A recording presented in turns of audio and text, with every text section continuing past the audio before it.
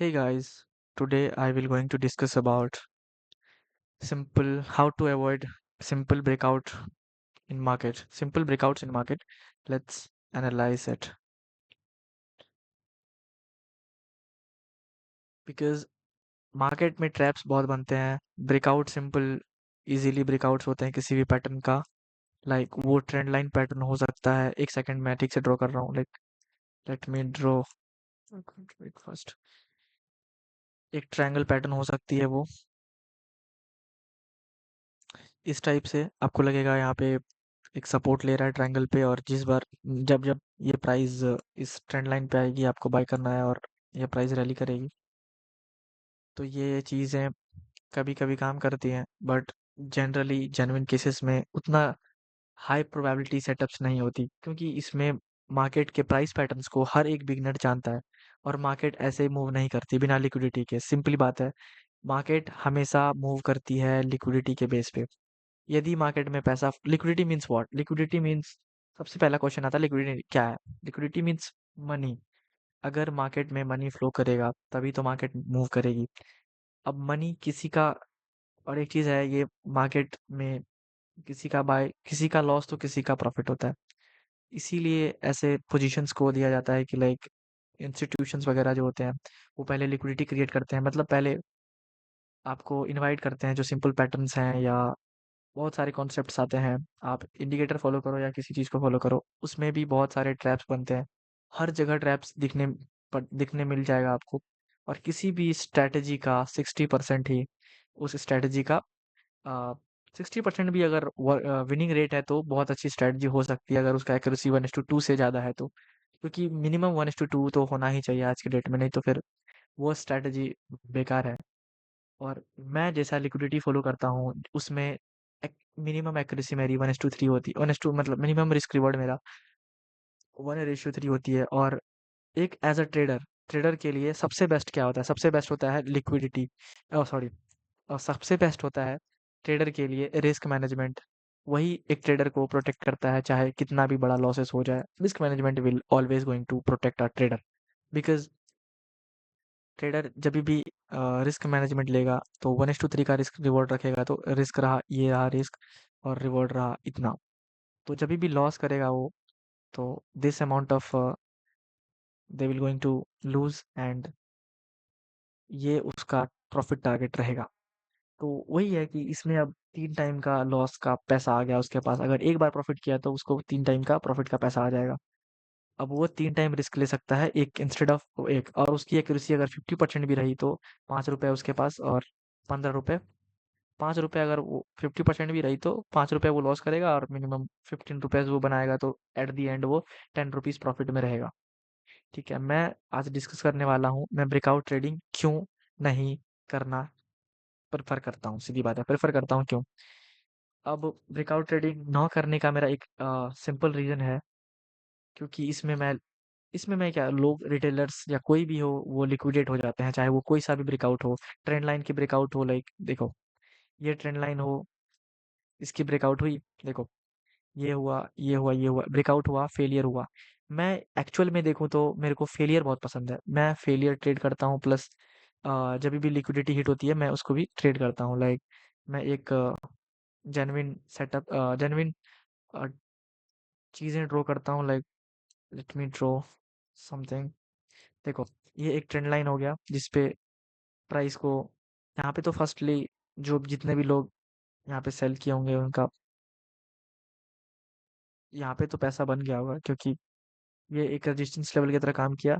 क्योंकि ये इधर पे एक, इस एरिया को देखो, मैं इस एरिया में रेजिस्टेंस है. ठीक है, let me draw it first. ये रेजिस्टेंस एरिया है. ठीक है, अब कोई भी बंदा जो ब्रेकआउट ट्रेडिंग करता है वो क्या देखेगा? What they will going to see? A breakout. Yes, where is the entry? एक रीटेस्ट भी ले सकता है इधर पे बाय करने के लिए. लाइक यहाँ पे रीटेस्टिंग किया, ब्रेकआउट हुआ, और एक सेकेंड, ब्रेकआउट हुआ और रीटेस्ट किया मार्केट, एंड कंटिन्यूएशन के लिए वो एक्सपेक्ट करेगा. बट ऐसा मार्केट नहीं चलता. मार्केट को चाहिए लिक्विडिटी, और मार्केट इजीली मूव नहीं करता. मार्केट आपके फेवर में, उस पैटर्न के फेवर में 10 में से 2 बार तो जाएगा। इसकी गारंटी तो कम से कम तो इतनी सी तो जाती है। और इस प्रोबेबिलिटी पे हम लोग ट्रेड नहीं कर सकते क्योंकि वो 2 ही बार जाता है और 8 टाइम्स वो फेलियर कंसिडर किया जाएगा, बिकॉज़ फेलियर ही मार्केट में बड़ा मूव्स लाता है। अब देखो इधर पे लिक्विडिटी थी, इधर इस एरिया में लिक्विडिटी थी, इस एरिया में लिक्विडिटी थी, यहाँ पे रेजिस्टेंस था।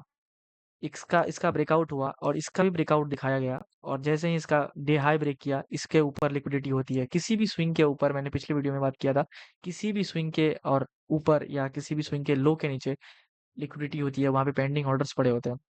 देखा जाए तो हर जगह ट्रेड होते हैं, हर हर जगह हर एक क्वांटिटी में सेम क्वांटिटी में बाइंग सेलिंग होती है। बाइंग सेलिंग मतलब क्या, एक्सचेंज होता है तभी जाके ट्रेड होता है। ट्रेड करने का मतलब कोई भी क्या है, मतलब कि ट्रेड जो चार्ट्स में ऐसा प्राइस रिफ्लेक्ट ज्यादा करने लगता है, किसी का कम करने लगता है, तो ये होता है आस्क और बिड प्राइस पे। जब भी कोई व्यक्ति मान लेते हैं किसी भी चीज की प्राइस है 100 रुपए, आई थॉट ये सब तो एडवांस है, बट मैं ठीक है एडवांस एडवांस नहीं, बेसिक है, मैं बेसिक ही बता रहा हूँ अभी तत्काल। Let's discuss discuss about this. किसी भी चीज की पहले इसके डिस्कस करते हैं, 2 मिनट का काम है। 10 मान लेते हैं हम 100 रुपए में खरीदे, ठीक है। 100 रुपए किसी चीज का भाव चल रहा है, कोई आदमी इसका बिड करता है 101, तो ये प्राइस क्या होगी, 101 तक जंप चला जाएगा। अगर वो ट्रेड होता है, मतलब कोई भी इंटरेस्टेड है सिमिलरली वहां तक बेचने के लिए, तो वो बेच खरीदा जाएगा। और उससे ऊपर कोई खरीदा तो 102, मान लेते हैं 102 पे कोई इंसान खरीद लेता है।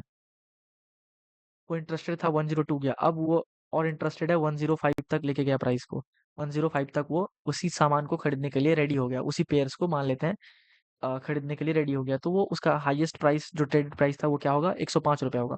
यदि कोई व्यक्ति बोलता है कि अब वो इंटरेस्ट नहीं है, उसको माल अच्छा ये हो गया, एक सारा अवेलेबल हो गया अच्छे प्राइस पे, उसको बुक करने का है या फिर उसको सेल आउट करने का है, तो उस वो कितने में करेगा, वो बोलेगा कि चलो 105 नहीं तो 104 ही दे दो। तो मार्केट में क्या होगा, रिफ्लेक्ट होगा कि 104 में ट्रेड हुआ था लास्ट। अब वो 105 का हाई लगाने के लिए फिर से नए फ्रेश बायर्स चाहिए, जो कि उससे भी अच्छे दाम में खरीद पाए, यानी 106 107 में खरीदे, तभी उसको एक बेटर हाई, मतलब next time all time high मिलेगा उसको। और यदि प्राइस और कोई बायर इंटरेस्टेड नहीं हुआ, तो इसका प्राइस, सेलर अगर और सेल करता गया और बायर इंटरेस्टेड नहीं हुआ, तो इसका प्राइस वो 103 पे बेचेगा।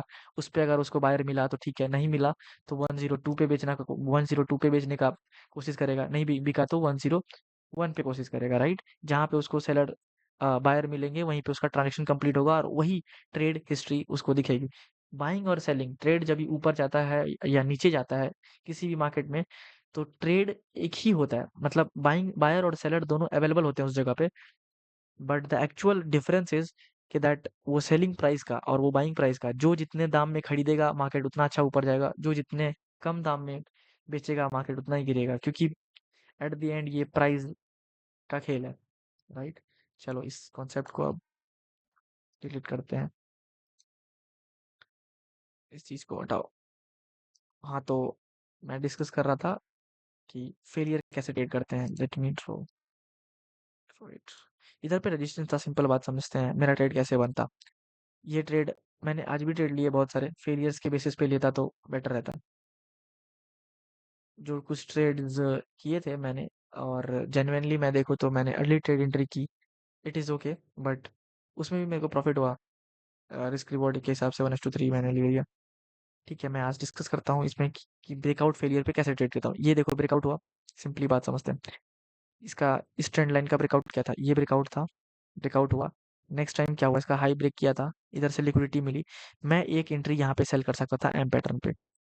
यहाँ पे जैसे ही एक कैंडल का पुल बैक मिला, यहाँ सॉल्व कर सेट कर सेल कर सकता था, क्योंकि इसके हाई पे मेरे को लिक्विडिटी रहती है, एक एग्रेसिव एंट्री होती है इसमें, बहुत छोटा एसएल और बहुत बड़ा target can can be expected, because इतना टॉप पे आप रिस्क ले रहे हो, कम से कम लो एक्सपेक्टेड तो रहता है कि इसका लो तो उड़ने वाला है।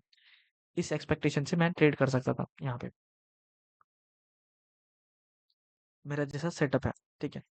अब समझते हैं कि मैं इधर पे ट्रेड नहीं लिया तो और किधर किधर अपॉर्चुनिटीज बना मेरे लिए। यहाँ पे हर एक एक यहाँ से ट्रेंड लाइन चलने लगा उस बात से, उस बार से, और फिर धड़ाम, बिकॉज इधर पे लिक्विडिटी है ना यार, लिक्विडिटी कहीं भी होगी तो प्राइस बेटर फॉल करेगा। लिक्विडिटी ही सब चीज होती है मार्केट में, जहां तक मैंने सीखा है अभी तक खुद से। देखो ये एक ब्रेकआउट होगी, ब्रेकआउट कैंडल कौन सी है? ये एक ब्रेकआउट है, यहाँ तक ब्रेकआउट है इस साइड में। बट ब्रेकआउट फेलियर कब होता है? जब इसका लो ब्रेक हो जाएगा, ब्रेकआउट फेलियर हो जाएगा, सीधी बात है। स्विंग का लो, ब्रेकआउट फेलियर। अब देखो ब्रेकआउट फेलियर होने से पहले क्या हुआ? ब्रेकआउट फेलियर हुआ क्या? हाँ, हो गया। ये क्या ब्रेकआउट नहीं है? कैसे, कौन कहेगा ब्रेकआउट नहीं है? ये देख सकते हो आप,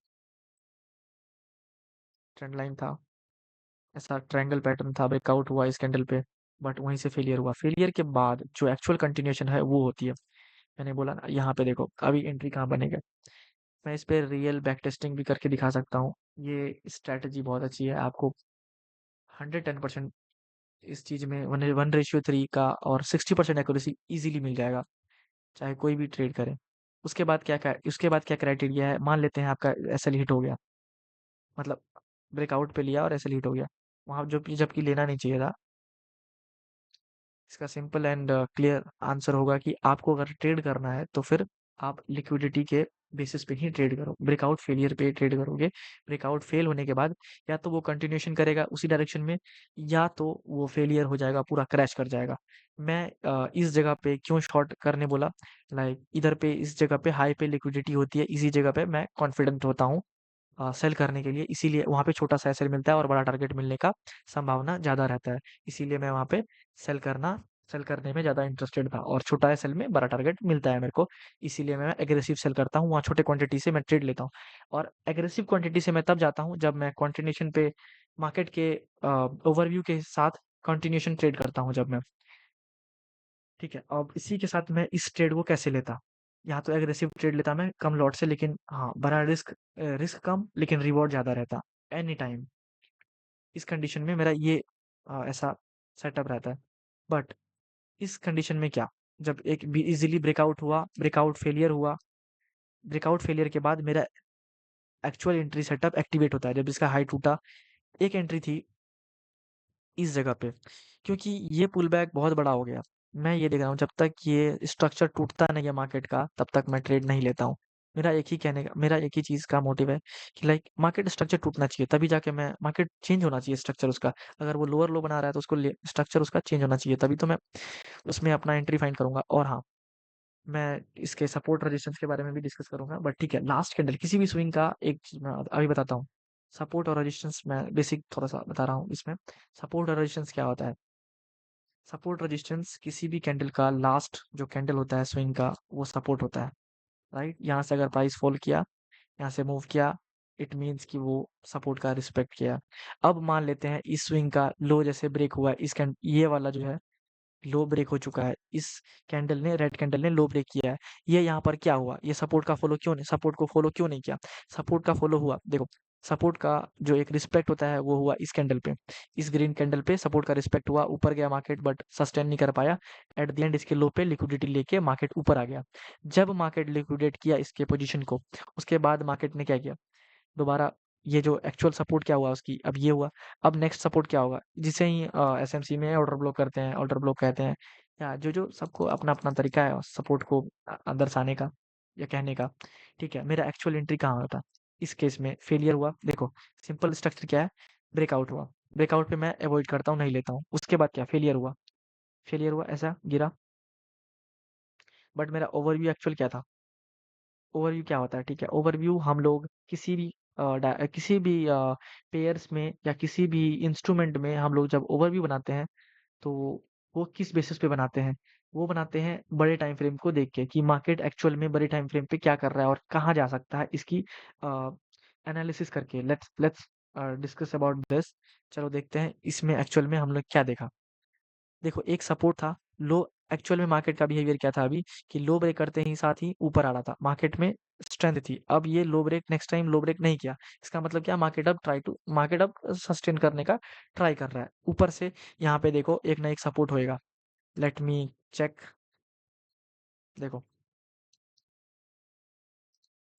ये सपोर्ट था, इसकी लिक्विडिटी ली और मार्केट ऊपर। मैं फिर से क्लियर दिखा देता हूँ, बिना मार्केट लिक्विडिटी के कहीं नहीं जा सकता, याद रखना। ये देखो यहाँ तक की लिक्विडिटी ली और मार्केट रिट्रेसमेंट चालू।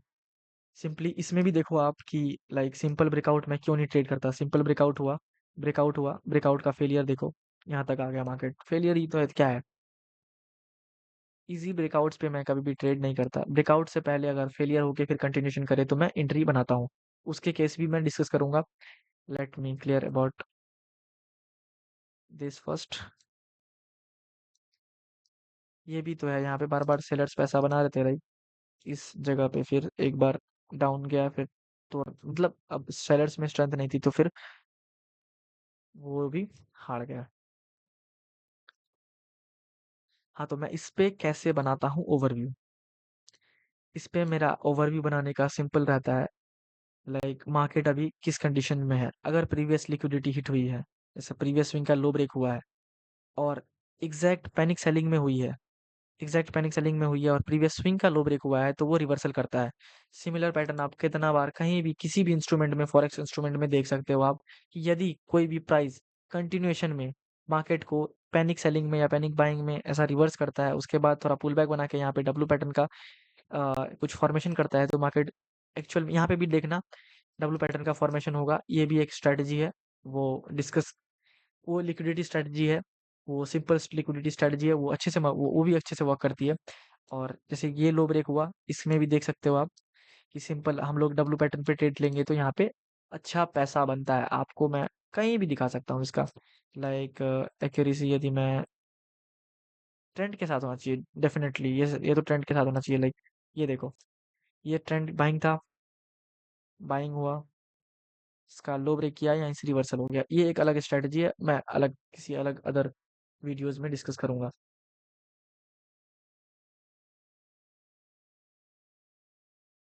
अब समझते हैं एक चीज और, let's figure out the liquidity. Liquidity तो यहाँ पे भी थी, देखो ये कैंडल थी, ब्रेकआउट हुआ, बाइंग साइड के लिए बाय गया, फिर से डायरेक्ट लो ब्रेक किया। लो ब्रेक करने के बाद जब इधर से लिक्विडिटी ली, उसके बाद फिर एक स्विंग बनाता है, लोअर लो बनाता है, हाई लो सस्टेन करने लगा, एक अच्छा क्लोजिंग आया। और इसके पे भी वीडियो बनाऊंगा मैं, क्लोजिंग कौन सी कैंडल पे, क्लोजिंग किस कैंडल पे हमें कंफर्मेशन पे बाय करनी चाहिए, कौन सी कैंडल पे एंट्री करने से हमको एक्चुअल में वहां से मार्केट थोड़ा ना थोड़ा आपके डायरेक्शन में जाएगा, जिसके कारण आपका एसएल कम हो जाएगा और उसके बाद प्रॉफिटेबिलिटी होने की चांसेस ज्यादा हो सकती हैं उस कैंडल्स में।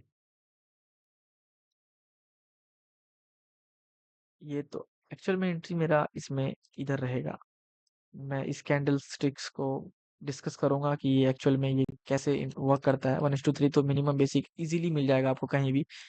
ये इधर की लिक्विडिटी लेके उसके बाद मार्केट ऊपर आया, प्राइस एक्शन अच्छा फॉलो किया। प्राइस एक्शन क्या, प्राइस एक्शन के साथ प्राइस पैटर्न भी होना चाहिए, तभी जाके ये वर्क, तभी जाके आप अगर प्राइस पैटर्न को समझ पा रहे हो तो मजा आ जाएगा करने में ट्रेड आपको। बिकॉज आप एनालाइज से पहले आप फील कर पाओगे चार्ट्स को कि एक्चुअल में चार्ट कहना क्या चाहता है, राइट। देखो ये लो है, ये लो है, ये लो है, सस्टेन्ड है, सीधी बात है, इसीलिए ये क्लोजिंग हुई। और क्लोजिंग, ऐसी क्लोजिंग के बाद डब्लू पैटर्न में, याद रखना, ऐसा क्लोजिंग डब्लू पैटर्न में होने के बाद मार्केट अल्टरनेट मूव करेगा ही करेगा, इसकी प्रोबेबिलिटी हाई हो जाती है। सिंपली आप ये भी देख सकते हो, देखो लाइक एक एग्जांपल यहाँ भी दिखाता हूँ। यहाँ से गिरा, कंटिन्यूशन में सपोर्ट है यहाँ पे, तो जहाँ से प्राइस ऊपर गई थी वो सपोर्ट होता है जिस कैंडल से टच करके, ठीक है। एक बार ऊपर गया, फिर एक बार सेलर कैंडल जरूरी है, उसके बाद फिर एग्रेसिव ग्रीन कैंडल। ये वाला जो ग्रीन कैंडल है, ये आपको देखने में मस्त लगेगा, मतलब वो कैंडल एग्रेसिव होनी चाहिए क्लोजिंग के मामले में। तो वो इस जगह पे भी एंट्री बना सकते थे आप और टारगेट 1:3 मिनिमम ले सकते थे। मैं इसके बेसिस पे नहीं बोल रहा हूँ, मैं और सब चीज़ों को बेसिस पे भी बोल रहा हूँ कि एक्चुअल में एंट्री कैंडल जो स्ट्रॉन्ग कैंडल होती है वो अच्छी होती है। एक स्ट्रॉन्ग कैंडल ये होती है और एक होती है हैमर कैंडल। लाइक पहले नीचे जाती है, फिर रिजेक्शन लेके ऊपर आके ऐसा क्लोज करती है और फिर हाई ब्रेक करती है। लेकिन हाँ, ये भी बनने का कुछ अलग इसका पैटर्न है। इसको कैसे यूज किया जाता है, कहाँ पे यूज किया जाता है वो भी है। लाइक ये देखो, ये जो है इसका लिक्विडिटी क्या था, ये देखो, ये प्रीवियस स्विंग का लो जैसे ब्रेक हुआ, उसके बाद यदि ऐसा कैंडल बने, आपको एंट्री करनी चाहिए। बिकॉज देखो इसका प्राइस पैटर्न ही चेंज हो गया। पहले एक बार लो ब्रेक किया, फिर हाई आ गया, फिर से जब लो ब्रेक करने गया तो इसका लो ब्रेक नहीं कर पाया, इसका ये लो ब्रेक नहीं कर पाया और एक ग्रीन कैंडल क्लोज दिया। और ये ग्रीन कैंडल पिछले दो रेड कैंडल से एग्रेसिव क्लोजिंग हुआ है और बड़े कैंडल्स के साथ बड़ा रिजेक्शन के साथ क्लोज हुआ है। तो यहाँ पे एक एंट्री बनती है और इसके जस्ट कैंडल लो पे आपका स्टॉप लॉस होता है और टारगेट होता है आपका, ठीक है। ये हुई तो प्रीवियस स्विंग का लिक्विडिटी लेके ऊपर चला गया, मार्केट ऐसे मूव करता है। After liquidation it will continue to the same direction जहाँ से ट्रेंड चला है एक्चुअल में। बाइंग ट्रेंड है तो बाइंग ट्रेंड ही। अभी देखो इसमें सिंपल ब्रेकआउट्स का एक और एग्जांपल है। मैं इसी तरह एग्जांपल्स दिखा सकता हूँ, हज़ारों एग्जांपल्स दिखा सकता हूँ सिंपल ब्रेकआउट्स क्यों मैं ट्रेड नहीं करता और ब्रेकआउट फेलियर के बाद मैं ट्रेड करना ज़्यादा पसंद करता हूँ। देखो ये ट्रेड ट्रेड का ब्रेकआउट था, इस कैंडल पे ब्रेकआउट हुआ, फेलियर हुआ, इसके लो पे जिसका भी स्टॉप लॉस होगा स्टॉप लॉस हिट हुआ, राइट। देखो इसके लो पे जिसका भी स्टॉप लॉस था हिट हुआ, क्योंकि यहाँ पे ब्रेकआउट के बाद आदमी कहाँ स्टॉप लॉस रखेगा? यहाँ पे रिटेलर, जो रिटेलर होंगे वो कहाँ स्टॉप लॉस रखेगा? यहीं पे। एक सेकंड मैं चेक कर लूँ रिकॉर्डिंग, हो रही है रिकॉर्डिंग, ठीक है, ओके।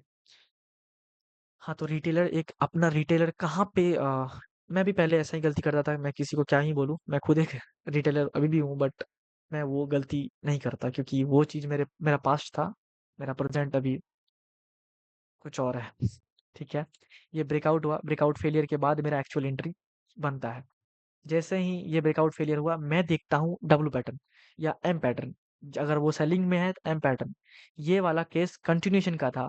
मतलब क्या, मार्केट सेम डायरेक्शन में मूव करती है बट वो कंटिन्यूएशन करती है सेम डायरेक्शन के लिए, राइट। मैं बोल रहा हूँ मार्केट क्या था, मार्केट किस ट्रेंड में था? बाइंग ट्रेंड में था, एक्चुअल बाइंग ट्रेंड थी, मार्केट को जाना था बाइंग, राइट।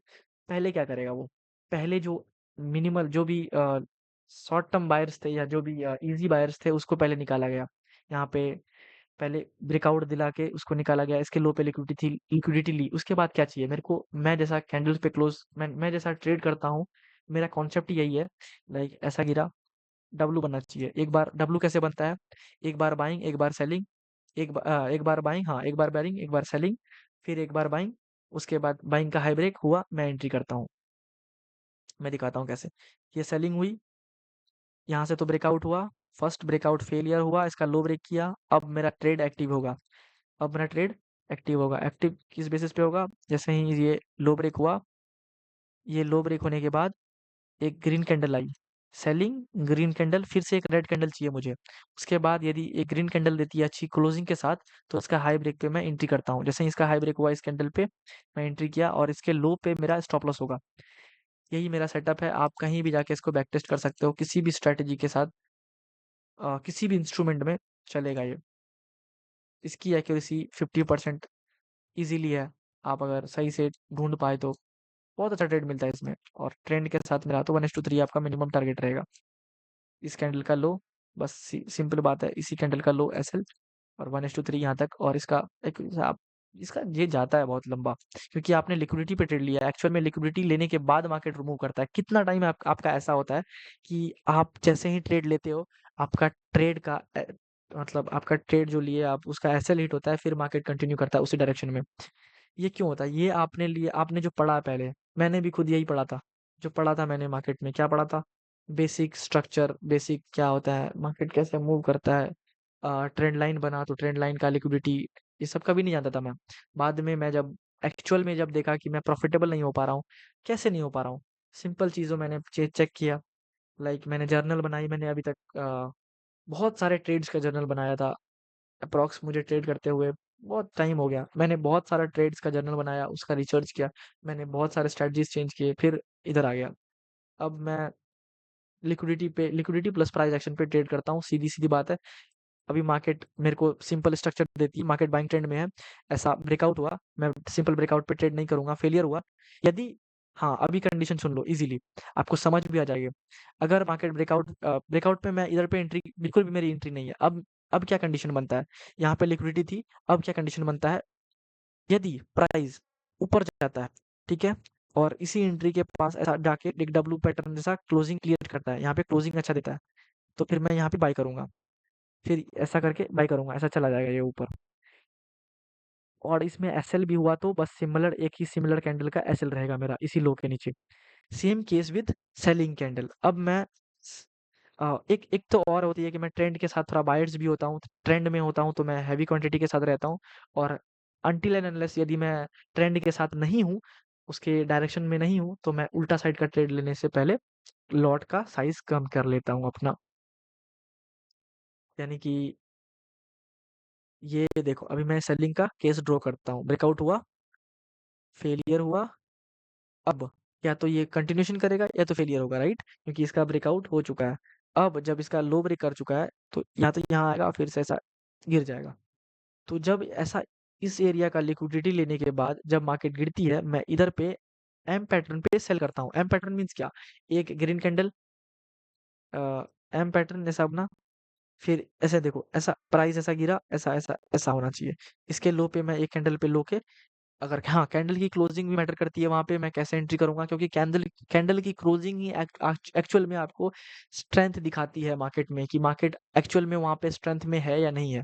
उस डायरेक्शन में यदि सेलिंग में स्ट्रेंथ होगा तो सेल होगा, यदि बायर में स्ट्रेंथ होगा तो मस्ट बाय होगा।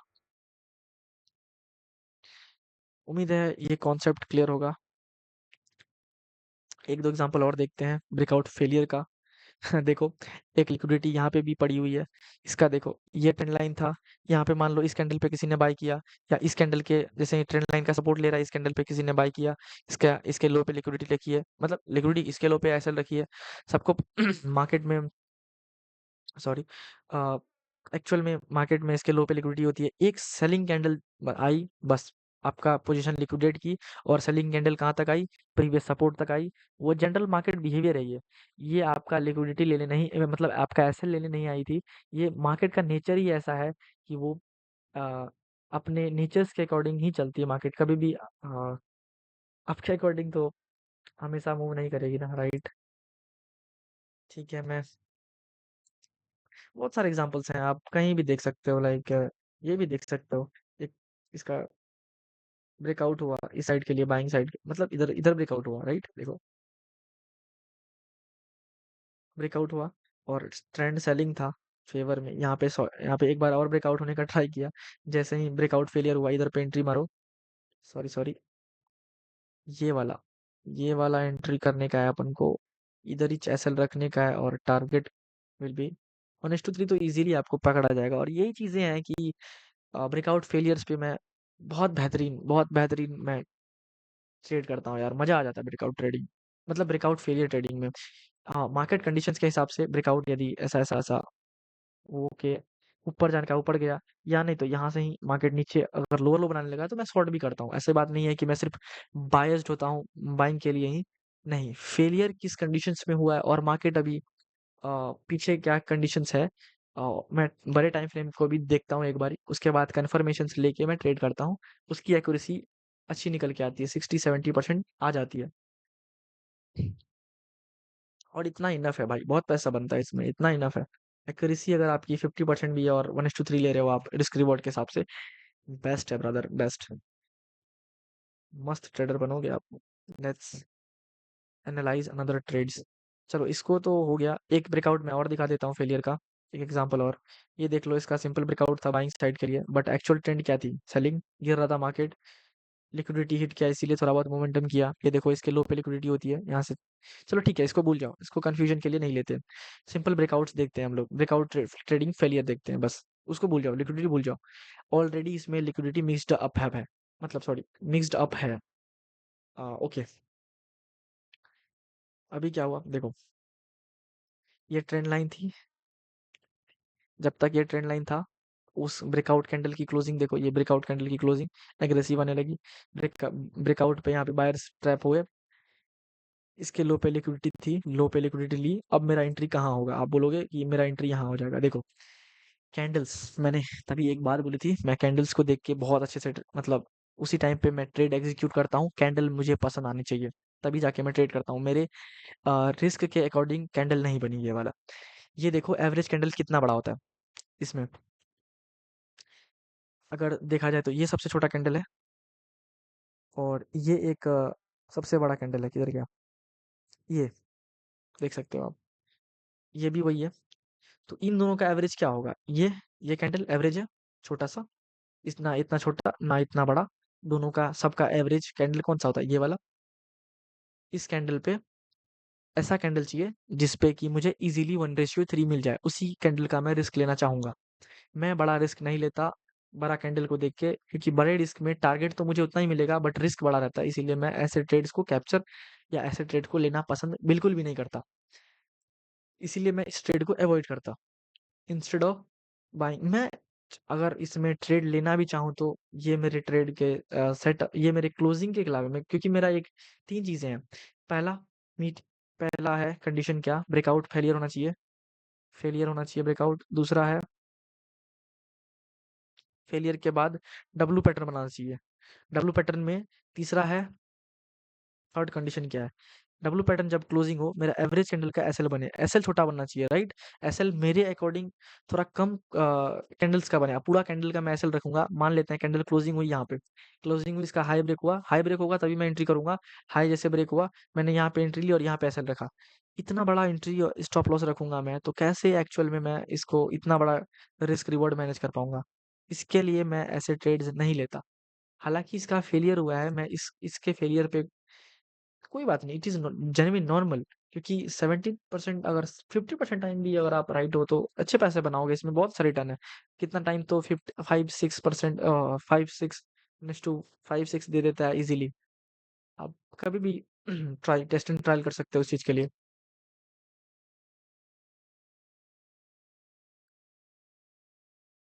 नॉर्मली ब्रेकआउट ट्रेडिंग्स तो यही है। ब्रेकआउट फेलियर्स पे ट्रेड लेता हूँ, इजीली मस्त रहता है। लिक्विडिटी तो मैं बाद में डिस्कस करूंगा, बट ब्रेकआउट फेलियर का बात करते हैं चलो आज।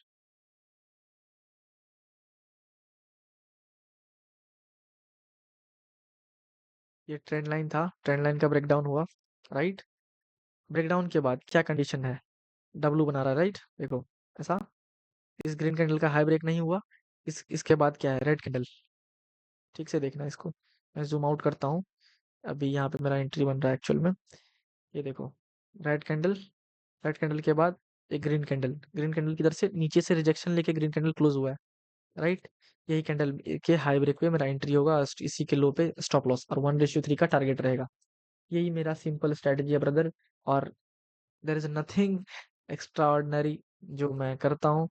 बस सिंपल इसी चीज पे फॉलो करके अच्छे पैसे बनते हैं भाई। 1:3 किधर भी मिल जाएगा आपको, किधर भी 1:3 मिल जाएगा इजीली। क्योंकि ये सेटअप ही ऐसा है, आप देख लो ना यार। ये देखो, ब्रेकडाउन हुआ, ब्रेकडाउन हुआ, ये फेलियर हुआ, राइट? देखो मैं एक बेस्ट एग्जांपल देता हूँ, बहुत सारे एग्जांपल्स हैं ऐसे तो। ये देखो, किधर किधर ब्रेकआउट हुआ, नीचे साइड ब्रेकआउट हुआ, नीचे साइड ब्रेकआउट हुआ, लेकिन किधर? तुरंत ये ब्रेकआउट होके फेलियर हो गया, देखो है। अब जो ब्रेकआउट फेलियर हुआ, इसको कैसे यूज कर सकते हैं हम लोग?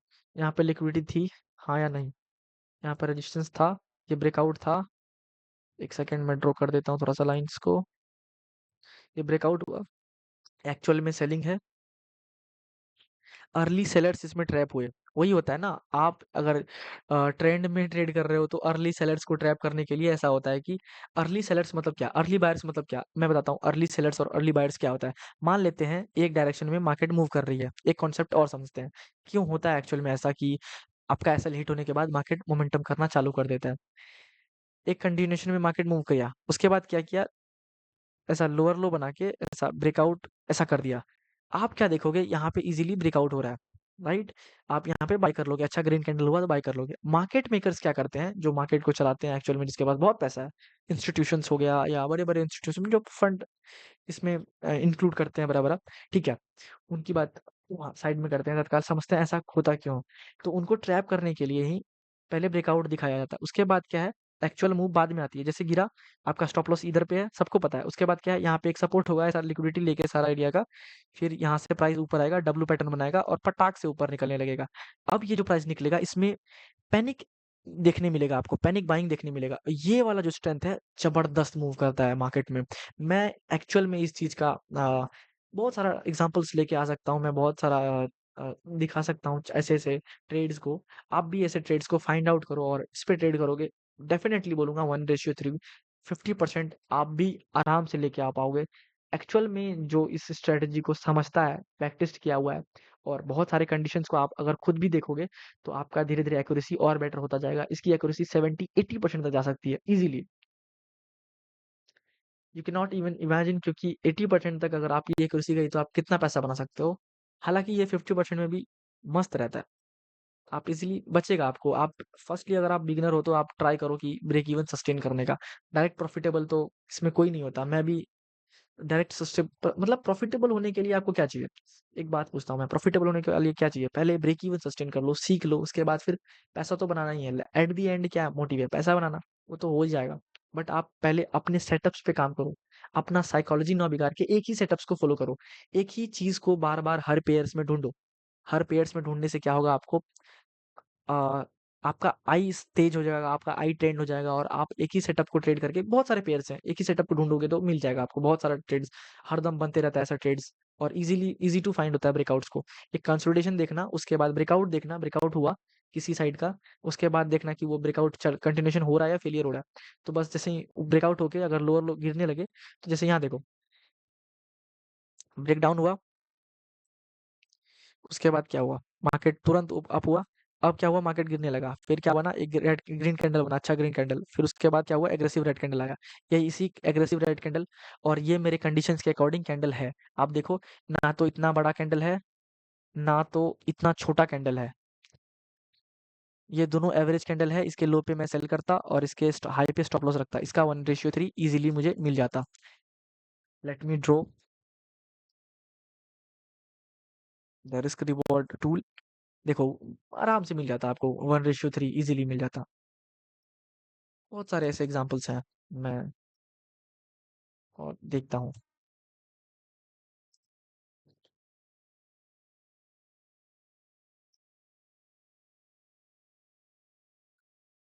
आपको यहाँ पे क्या दिखता है? एक सिंपल स्ट्रक्चर ब्रेक, राइट?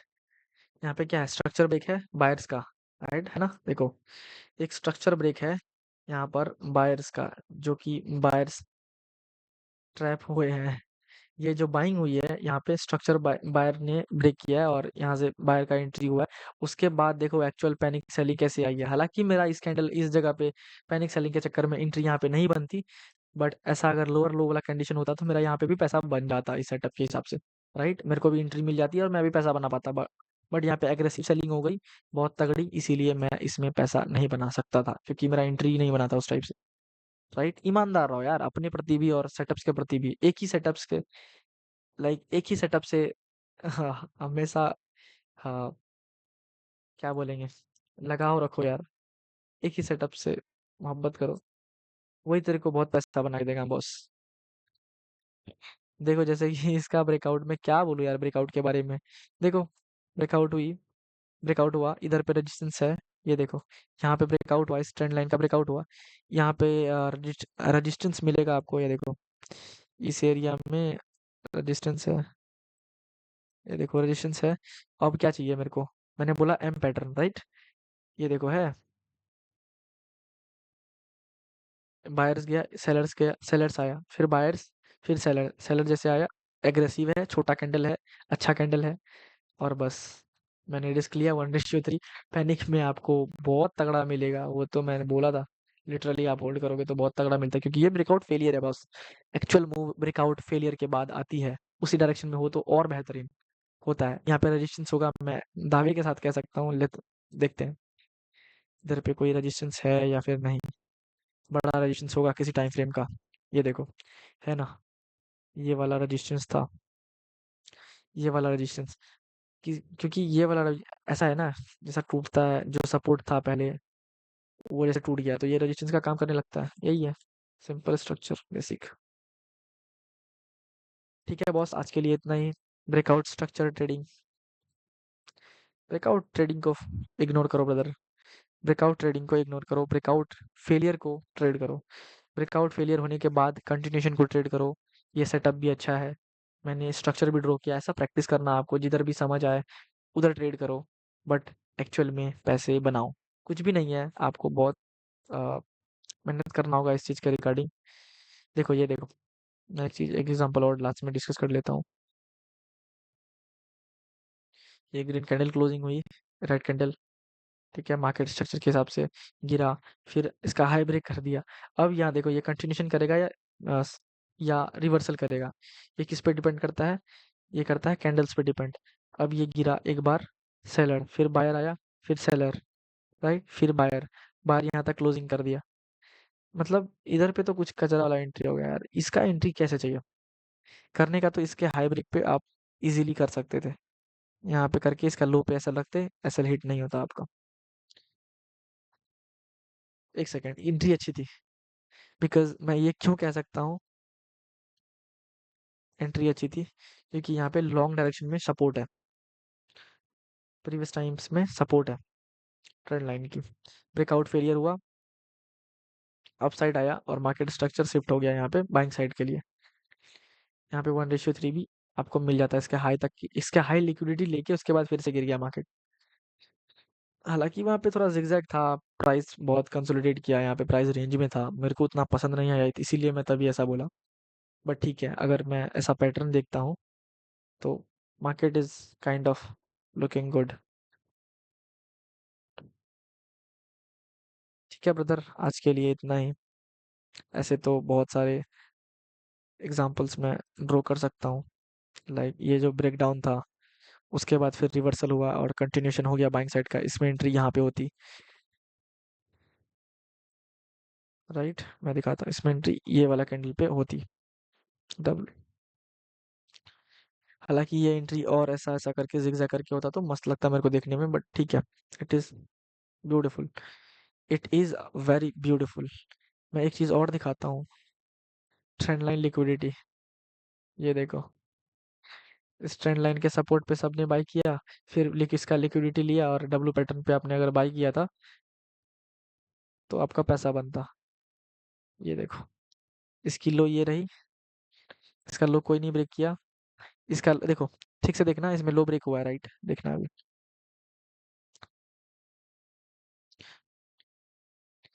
इसका ये लो रहा, इसका लो ये रहा, दोनों, इसका लो इसने ब्रेक किया, इसका लो इसने ब्रेक किया। अब इसका लो जो ब्रेक नहीं हुआ कैसे बना डब्लू, यहाँ से गिरा, यहाँ तक आया, यहाँ से गिरा, अब इसको भूल जाओ, यहाँ से जो गिरा अब इसको इधर तक का भूल जाओ, इधर डब्लू बनाने के लिए डब्लू क्या हुआ, गिरा, ऊपर आया, गिरा, जैसे इसका हाई ब्रेक हुआ, एंट्री, स्टॉप लॉस, क्लोजिंग यहाँ पे हुई है, क्लोजिंग के बेसिस पे करता तो यहाँ पे एंट्री होती, बट यदि एग्रेसिव करोगे तो बस इतना समय इसका हाई ब्रेक पे एंट्री होगी, क्योंकि यहाँ पे इतना सारा कंसोलिडेट ऑलरेडी हो चुका था, इस बार मार्केट स्ट्रक्चर शिफ्ट हुआ, इसीलिए मैं एग्रेसिव कर सकता था ट्रेड। अगर आप बिगनर हो ऐसे एंट्रीज मत लेना, क्योंकि यह एंट्री मैं समझ पाता हूँ, मैंने बहुत सारा बैक टेस्ट किया इस पे, मैंने बहुत सारा ट्रेड लिया इस पे, इसीलिए मुझे कैसे एंट्री करना होता है मैं जानता हूँ। बट हाँ, अगर आपको सेफर साइड खेलना है तो आप एक ऐसा ही कैंडल का क्लोजिंग का वेट करना, बट अगर इतनी बड़ी कैंडल बन जाए कभी मत ट्रेड लेना। कभी भी कैंडल का ट्रेड लेना है तो ऐसी एवरेज कैंडल का ट्रेड लेना जो एवरेज कैंडल हो। इस कैंडल्स पे एवरेज कैंडल को इस ऐसी कैंडल्स को एवरेज कैंडल कहते हैं। ये बड़ा कैंडल हो गया, बट ये एवरेज कैंडल है आपका। फिर ये एवरेज कैंडल है आपका, अच्छा कैंडल है, एवरेज कैंडल, ना छोटा ना बड़ा, जिसका रिस्क लेके आप बस 3 कैंडल का वेट करोगे आपका टारगेट आ जाएगा, और टारगेट लेना उतना भी मुश्किल नहीं होता है सब चीज़ों में, क्योंकि आप अगर एसएल ही इतना बड़ा रखोगे, इतना बड़ा एसएल रखोगे, टारगेट कितना बड़ा होगा, 1:3 इतना बड़ा होगा, बहुत बड़ा। उसके लिए बहुत मार्केट को मूव करना पड़ेगा, और मार्केट ऐसे मूव तो करती नहीं है, इससे अच्छा कि आप छोटे से एसएल में एक ऐसा एंट्री फाइंड करो जहाँ पे स्टॉप लॉस हिट करना मार्केट के लिए थोड़ा डिफिकल्ट हो। लाइक मुश्किल तो कुछ नहीं होता, मार्केट तो आप नहीं चलाते, मार्केट तो मार्केट मेकर्स चलाते हैं बॉस। बट आप सेफर साइड रहो, ताकि मार्केट मेकर आपको ना देख पाए और आप बच जाओ। राइट, इसीलिए मैं ऐसा प्रेफर करता हूँ कि लिक्विडिटी के साथ ट्रेड लेने का बॉस। ठीक है, मिलते हैं नेक्स्ट वीडियो में भाई, तब तक के लिए गुड नाइट।